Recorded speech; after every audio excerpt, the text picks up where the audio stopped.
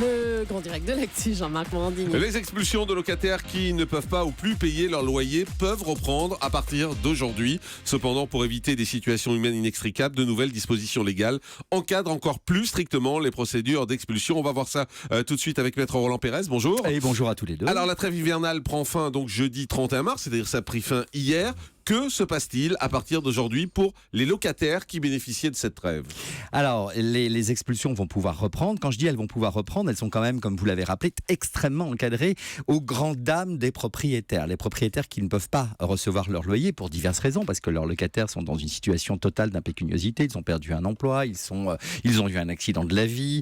À partir de là, eux doivent peut-être rembourser un crédit ou doivent compléter leur retraite. Et là, quand ils voient arriver ces 6 mois, quasiment 5 mois, entre novembre et 31 mars, c'est pour eux vraiment la bérésina. Ils se disent qu'ils n'arriveront jamais à expulser. Et il faut bien dire que les pouvoirs publics ont mis en place des mesures de protection qui rendent encore plus drastiques les opérations d'expulsion. Alors on le comprend, d'un côté les locataires se retrouvent avec des familles, ils n'ont pas de relogement. Alors comment ça se passe ? Il faut savoir que à partir du moment où un locataire ne peut pas payer son loyer, vous avez quand même des recours. Vous avez des assurances aujourd'hui pour loyer impayé. Donc ces assurances se mettent en branle, mais ces assurances vont se mettre en branle pour un certain montant, pour un certain délai. Ça c'est le premier point.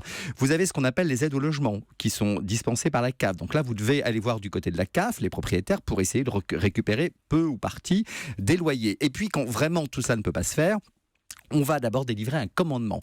Alors attention, pour les locataires qui nous écoutent, qui sont dans une situation vraiment difficile, ne faites pas la politique de l'autruche. Le commandement, c'est pas la fin du monde. Un commandement de payer les loyers, non. Un commandement de payer les loyers, c'est pas la fin du monde. C'est-à-dire que vous pouvez pendant quasiment 3 ans, obtenir des délais devant le tribunal d'instance. Je croyais que le commandement, il fallait payer tout de suite où on était dehors. Évidemment, il faut payer, mais vous n'êtes pas dehors. Ouais. C'est-à-dire que vous avez d'abord un délai de 2 mois qui va se faire avant que le commandement soit efficace. D'accord. Ensuite, vous avez pendant ce délai, la préfecture est prévenue. Il y a aujourd'hui une commission de coordination des actions et de prévention d'expulsion locative qui est prévenue. L'huissier est obligé de prévenir cette commission, parce que cette commission va peut-être aider ces locataires qui sont en difficulté pour essayer d'obtenir un relogement plus conforme à leurs revenus ou à la baisse drastique de leurs revenus. Donc il y a un tas de dispositifs qui va se mettre en cause. Et puis le tribunal d'instance, je viens de le dire, vous allez le saisir. Ne faites pas la politique de l'autruche. Quand vous allez dans les tribunaux d'instance, Jean-Marc et Julie, je peux vous dire que, allez, quasiment un dossier sur 2, c'est un problème de non-paiement de loyer, un problème de demande d'expulsion. Vous avez des hordes de gens qui attendent devant le tribunal d'instance et qui viennent demander des délais, et le tribunal accorde des délais jusqu'à 3 ans. Avant, c'était 2 ans. Maintenant, ça va aller jusqu'à 3 ans. Mais juste, vous vous mettez du côté du locataire en expliquant ça, effectivement, pour le locataire. Absolument. C'est une bonne nouvelle, mais pour le propriétaire, c'est l'enfer. C'est une situation. Parce que vous êtes en train d'expliquer au propriétaire que pendant 3 ans, si ça se trouve, il va rien toucher. Alors, il va toucher peu ou prou, parce que si les loyers... Attendez, non. Ça dépend de quel côté on se pose. Oui, mais Jean-Marc, si les délais ne sont pas respectés par le locataire, il y a ce qu'on appelle la clause résolutoire qui tombe. C'est-à-dire que là, le juge va dire « Ok, je vous donne un délai de 3 ans pour payer votre arriéré, mais attention, les loyers courants, il faut les payer. Donc, il faut payer le loyer courant, plus l'arriéré.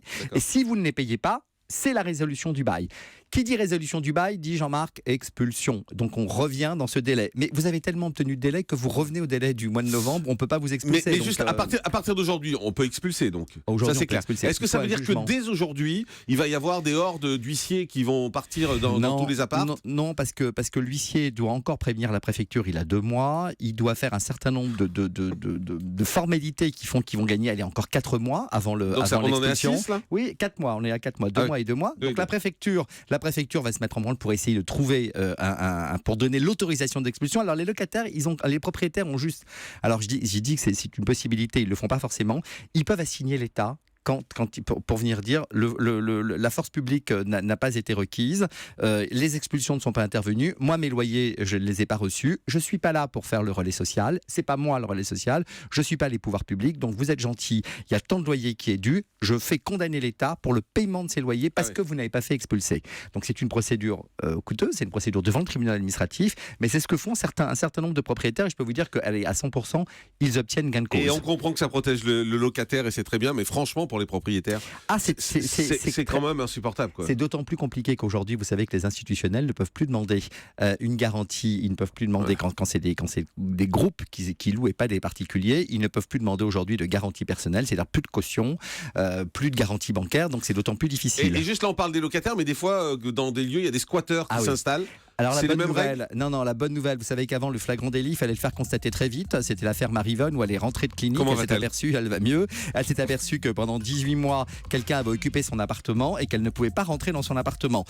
Une sénatrice du Pas-de-Calais a fait voter une loi et cette loi permet maintenant aux officiers de police de venir après 48 heures pour faire constater Donc ça le peut aller squat. très vite. On les prend en garde à vue et vous récupérez Ok. votre appartement et heureusement. Et puis il y a le dispositif DALO, ne l'oubliez pas également le locataire. Alors DALO, Ah, DALO, la loi. c'est le droit au D'accord. logement opposable. C'est un dispositif qui permet le relogement des personnes qui sont en difficulté.